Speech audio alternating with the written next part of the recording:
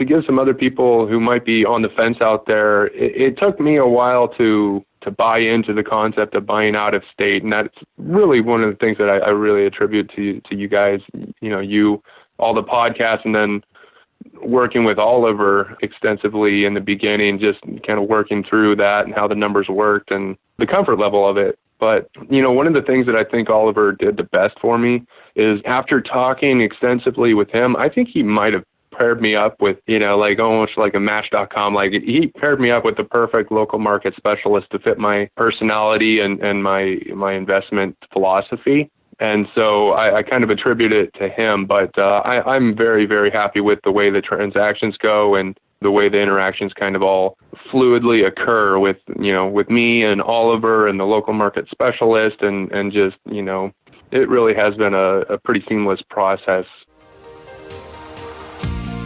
Welcome to the Creating Wealth Show with Jason Hartman. You're about to learn a new slant on investing, some exciting techniques, and fresh new approaches to the world's most historically proven asset class that will enable you to create more wealth and freedom than you ever thought possible. Jason is a genuine self-made multimillionaire who's actually been there and done it. He's a successful investor, lender, developer, and entrepreneur who's owned properties in 11 states, had hundreds of tenants, and been involved in thousands of real estate transactions. This program will help you follow in Jason's footsteps on the road to your financial independence day.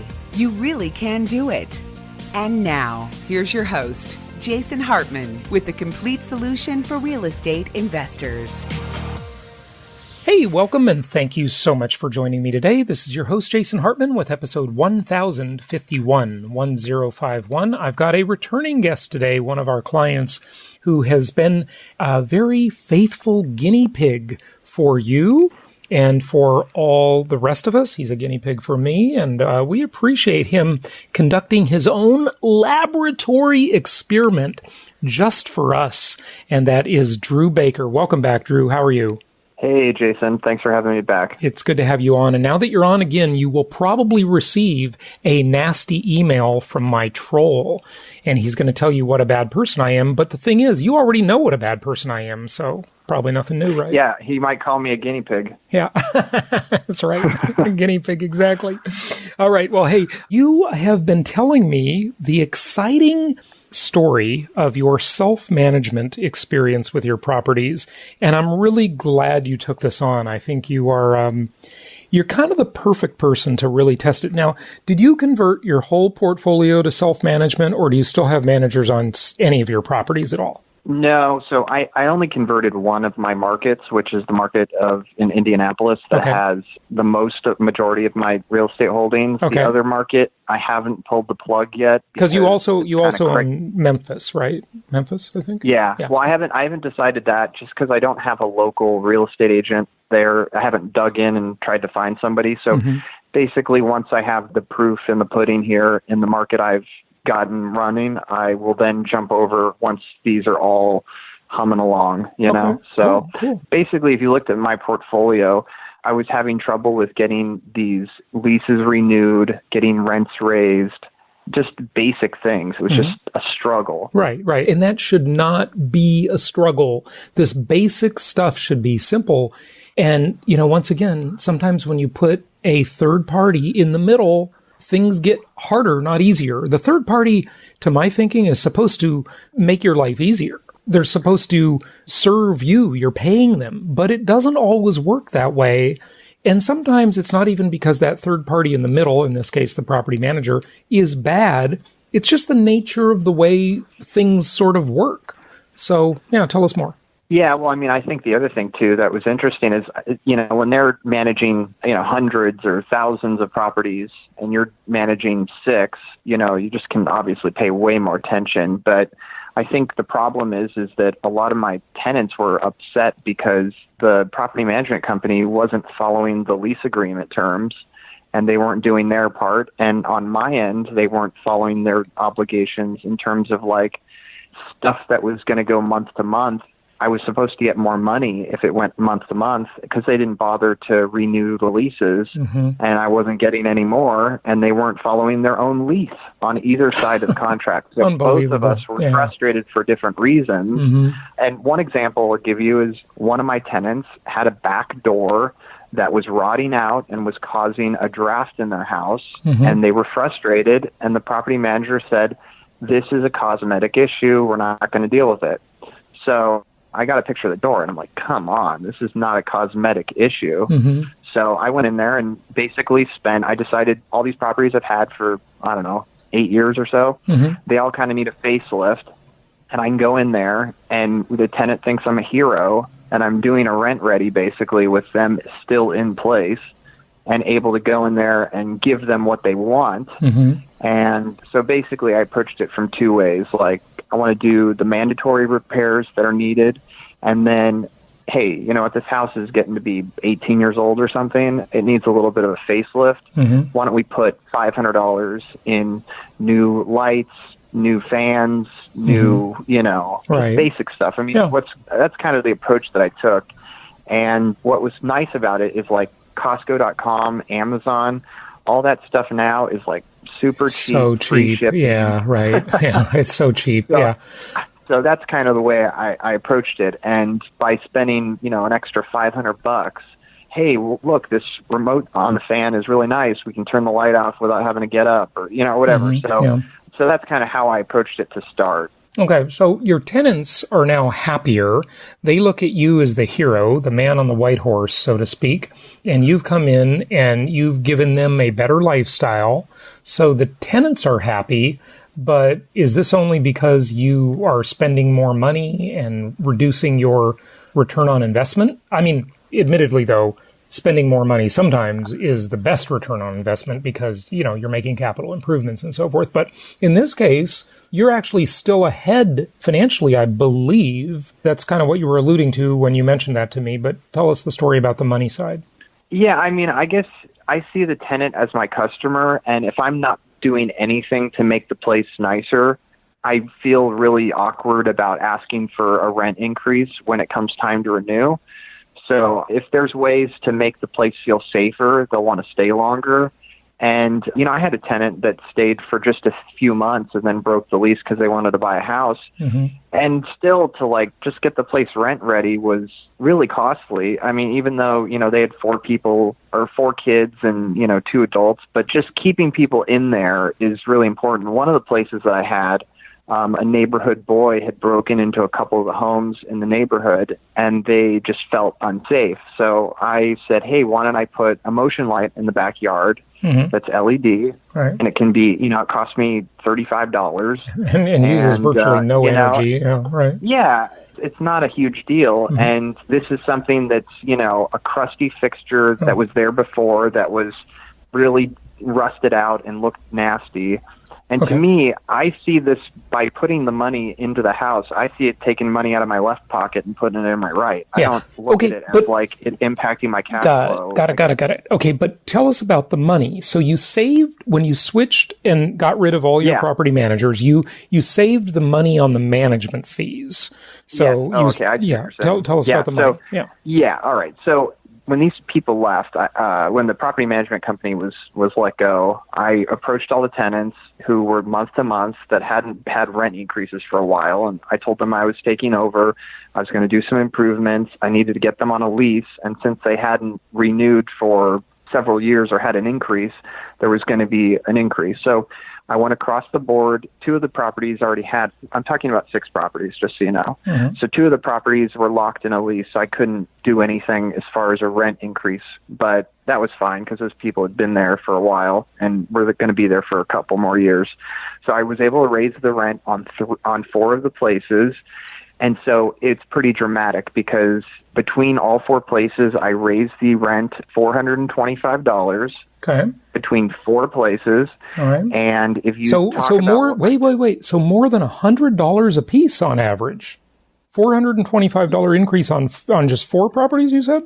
Yes. Well, the thing is that my property manager kept dropping the rent to try to get someone in there. And The problem is they just weren't following up with people. So it was just like the most persistent person was getting the property, and they were just lowering the rents on my end because they weren't following up with these people.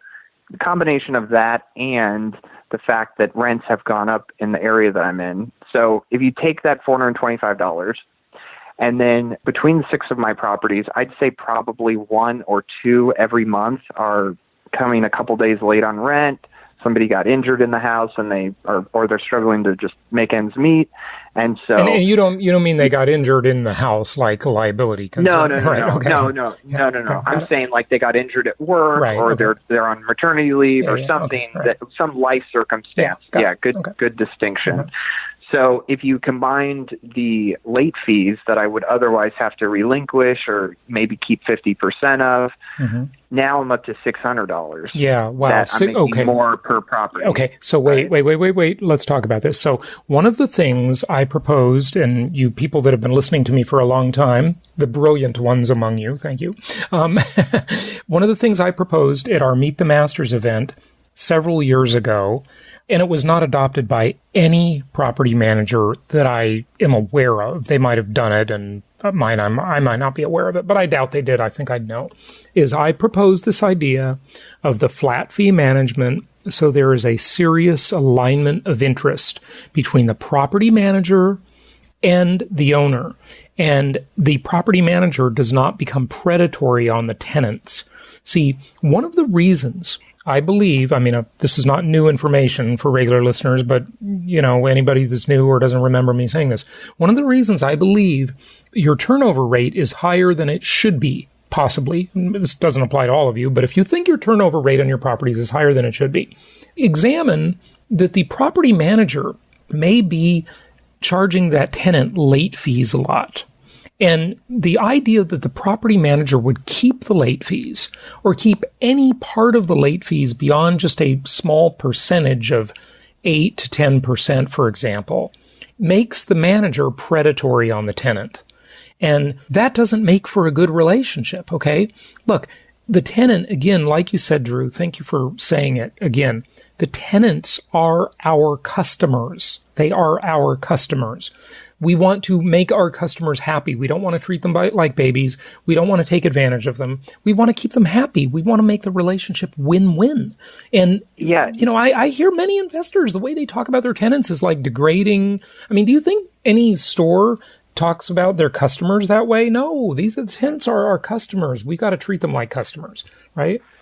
Yeah, and the way I approached it is when I took over the portfolio, the first couple months, anyone that hadn't paid on time, as a courtesy, 1 or 2 days before late fee was going to kick in, I would say, hey, I'm not going to ride you or anything, but just want to give you a courtesy that, the system's going to charge you a late fee in the next day if the rent's not received. Yeah. And most of the tenants were happy about that. And I made it clear to them, I don't want the late fee, for their sake, just because I think that it is predatory, but it's there to protect. Got to protect the landlord. Sure. Yeah. So, protect the landlord. But wait, when you say you told them that, how did you do it? Did you email them? Did you call them? These properties are 2,000 miles from where you live. So the mode of conversation between basically all of my tenants is by text message. That's text kind message. Of how it's come. Right. And not that I picked that by choice, because I actually became familiar with a portal system to use. Yeah. But I think it was easier for tenants to text me photos of maintenance stuff than to email. Yeah. So we have done email and other stuff, but that's been the primary mode of communication. But now that I've established to them, hey, he sent me reminders just early on, I'm not going to do it every month, but that I've basically established that I'm not trying to take advantage of them, I think it's now something where it's their responsibility. Mm-hmm. So I'm not going to babysit them. Yeah. But that's the way I approached it. And, one of the tenants called me and said, after I had reminded, she said, hey, this life circumstance happened.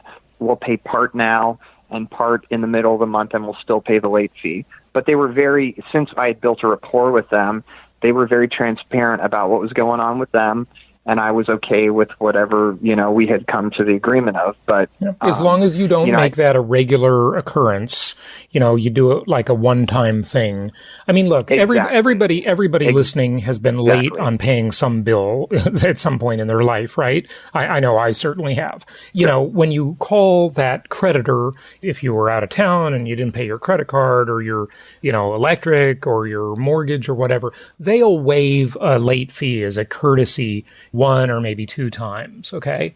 So, they'll tell you, it's a one-time thing. We're not going to do it again. So just understand there are boundaries, right? Yeah. Exactly. Yeah. And in this particular circumstance, it was a legitimate thing, and I did not waive the late fee. But, if it's like a day late, I mean, the way I do it is I've set up this portfolio, portal system. That's what I wanted to ask you about. So you're using what? Buildium, right?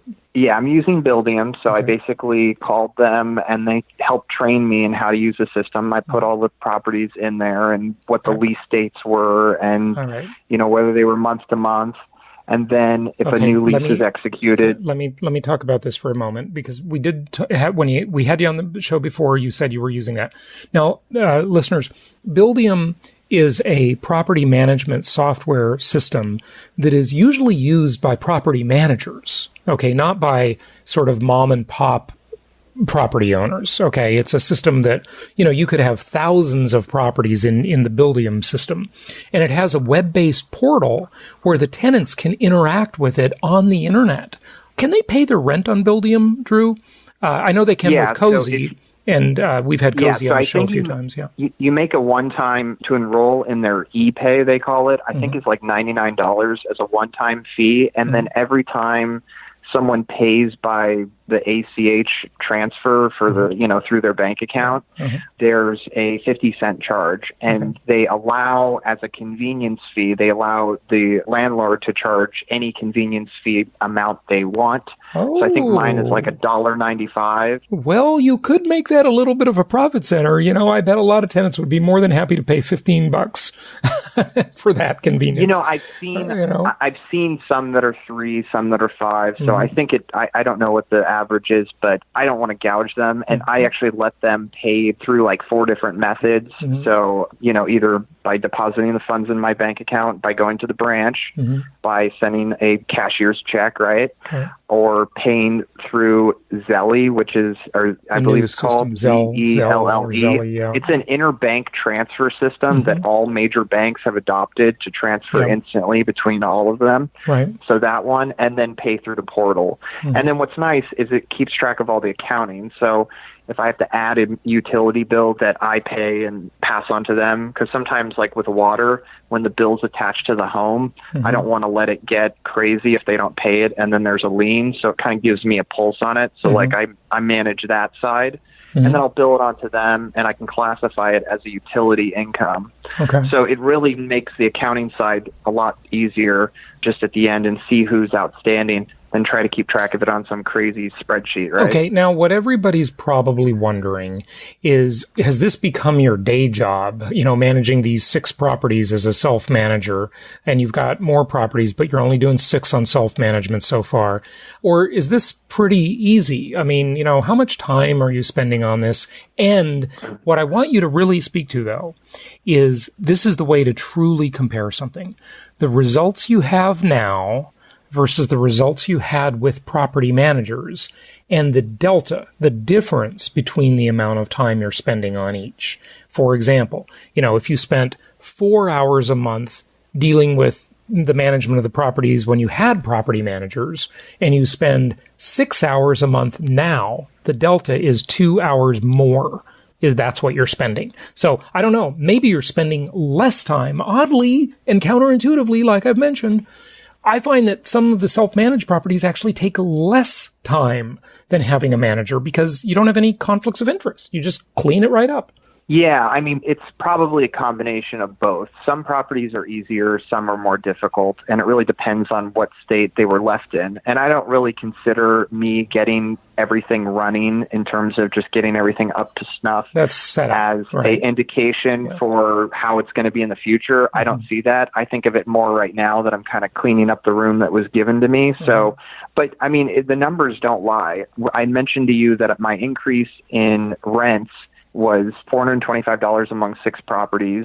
You know, I'm keeping close to $180 a month in late fees. And then if you talk about what my target rent is and how much I'm saving compared to 8% that I would normally be paying a manager, that's $750 that I'm saving every month, that when you combined all 3 of those totals, you're talking $1,350, which is okay. So you have literally increased your cash flow on each property by over $200 a month by self-managing. Wow. Yeah, and if you add the median of all, well, what's nice too is I've added, like, if you take whatever my average rents are, let's say it's about $1,200, $1,350, I'm getting more in money between these 6 rentals than an additional rental property. Right. And the thing that's funny about it is this is a rental property, quote unquote, if you want to think of it that way, that has no expenses. So that increase in income is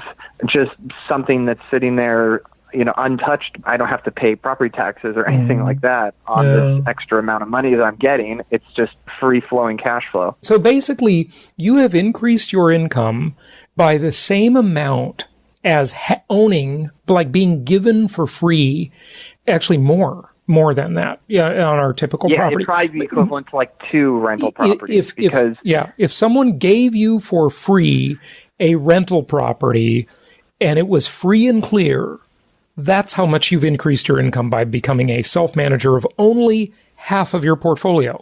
Wow. It's even more dramatic than that, because I found, and I don't know, you might have a different feeling of that, is if you have a house that's paid off in cash, when you take all the fees and maintenance and everything, I think about 50% goes to property taxes, you know, agents, just 50% goes and flies out just for upkeep, right? If you own the home and you don't have a note on it. So, I mean, I don't think it's 50, wait, 50% of what? I don't think it's not that high. 50%. Of the month, 50% of your monthly rent, I think, goes to maintenance and repairs and property taxes and, you know, rent ready. If you're in really high property tax areas, that could be true, but I don't think that's normally true in a normal tax area. Like if you're in Texas where you've got really high property taxes, for example, but you know, Texas has other benefits for sure. Then it might be. But anyway, let's talk about it. Yeah, okay. I think this is my thought on it. Okay. I think on average, 2 months of your rent that you get, I know it varies per area, but about 2 months of the annual rent will go towards property taxes. I find that's usually fairly accurate. Now, if you buy in Texas or you buy in California, not that you would ever do that, but that might vary. But by and large, about 2 months go to the property taxes. I figure about 1 month goes to maintenance, which I'm obviously not, I have more control over. Maybe 1 month goes to like a rent-ready repair, and then 1 month might be vacancy, and then the next month might be having the 8% in the management fee, or a lease renewal or a lease contract. Okay. You know, I don't know that. That's kind of complicated. You just go to jasonhartman.com and look at the pro formas. You know, it depends where the property is, and we could get in the weeds on that one.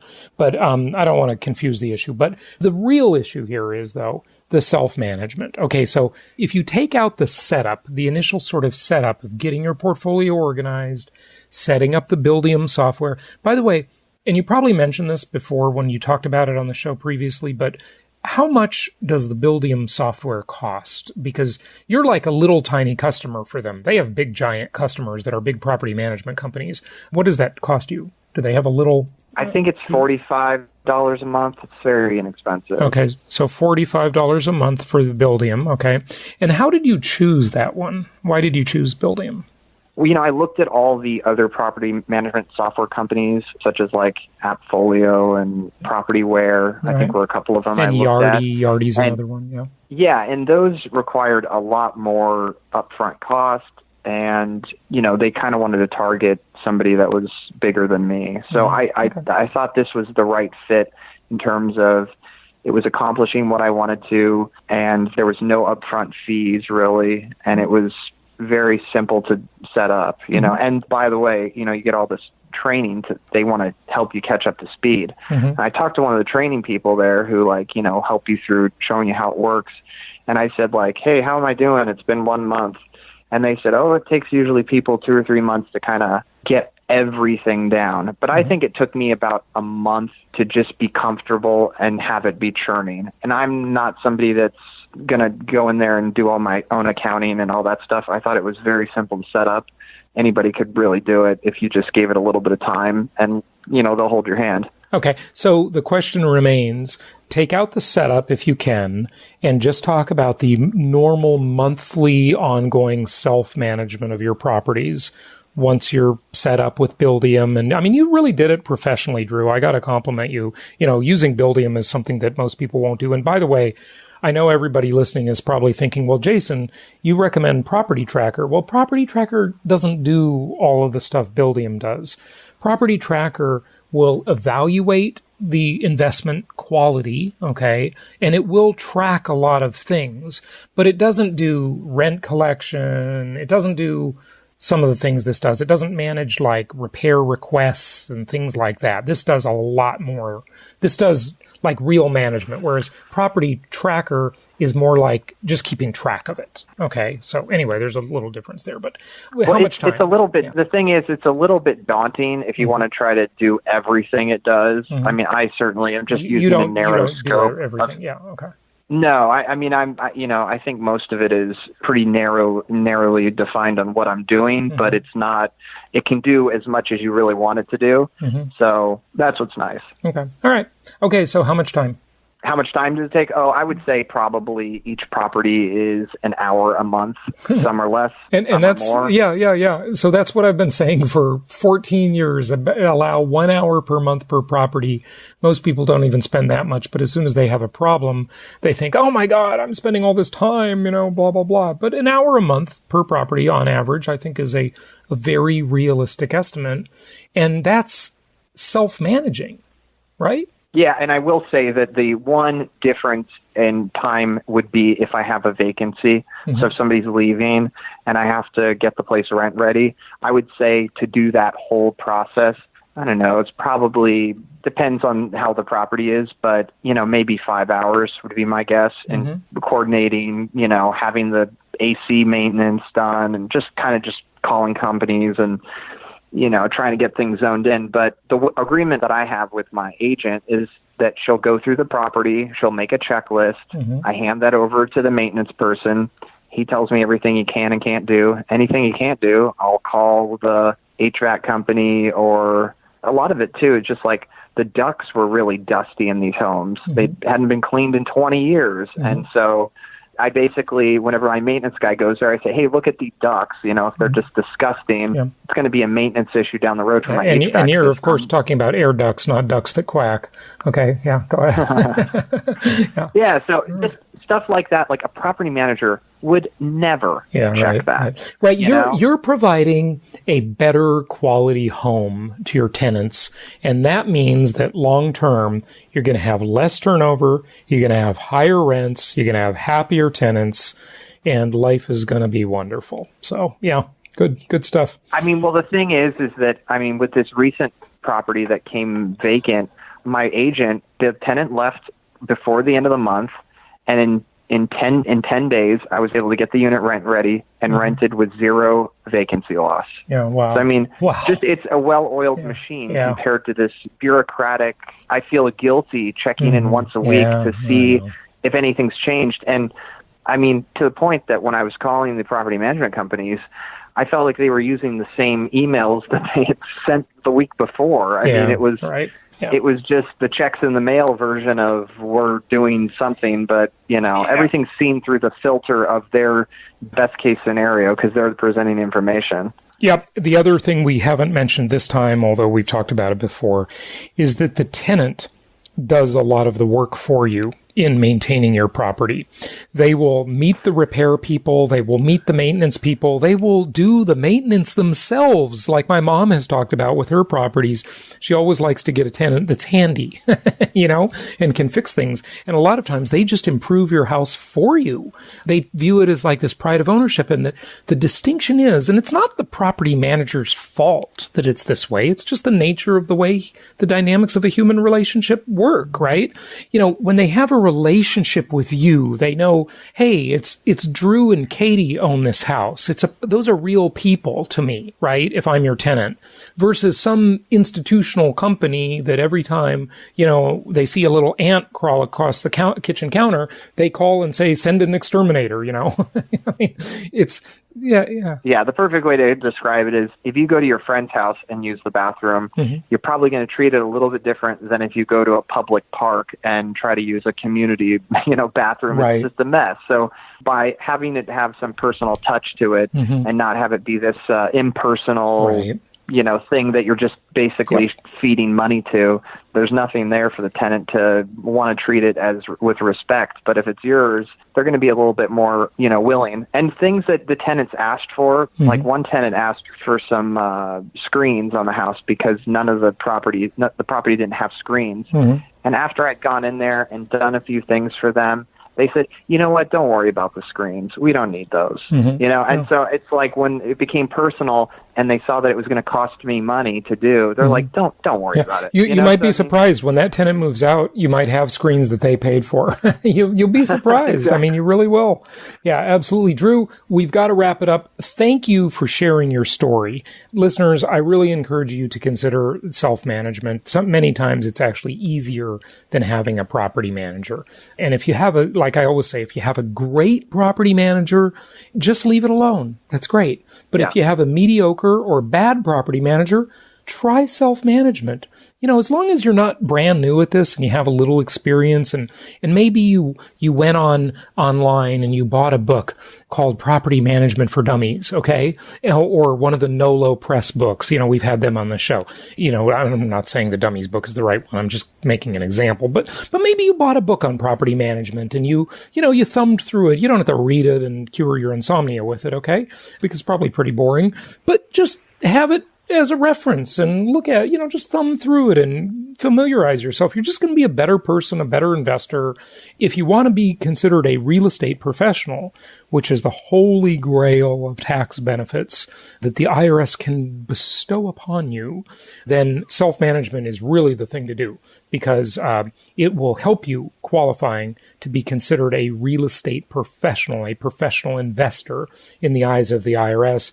If you don't know what I'm talking about, just go to jasonhartman.com and type real estate professional in the search bar. And I've interviewed CPAs on that over the years. And hey, but Drew, I want to mention something before we wrap it up and then leave you with the last word, okay?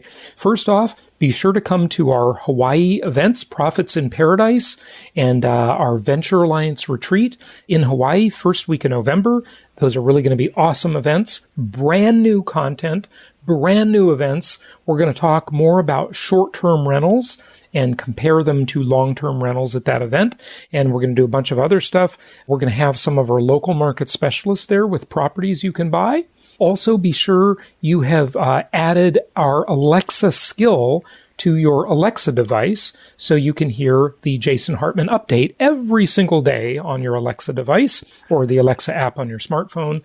And then lastly, the Property Cast, where you can get properties delivered via RSS feed to your smartphone or computer as soon as they become available. And those are actual property pro formas.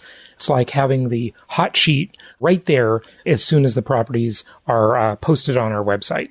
So in an inventory tight, restricted market like we have, a lot of people really love that Property Cast. And so that's just another podcast. Whatever podcast platform you're using, just type Jason Hartman's Property Cast and you'll find it, and make sure you subscribe and please rate and review it as well as this show too. We'd appreciate that. Drew, any last words on self-management or anything else you want to talk about? Yeah, I guess one distinction I would make here is when I'm saying, oh, these property managers, I'm talking about them in like guys talking about ex-girlfriends or something. I mean, if you have a good marriage, don't change anything. Yeah, right. But if it's a mess, just try a change. Yeah. And the thing that I've kind of realized and is foolish is I always felt like if I make a change, it's going to be so hard to go back or whatever. But change is good. And so I think I would encourage people is that, you know, you're the customer too. And if you leave, there's plenty of people that want your business. And so if you want to just use that month, just say, hey, let me try it for a month. Yeah, the property manager I have is a mess.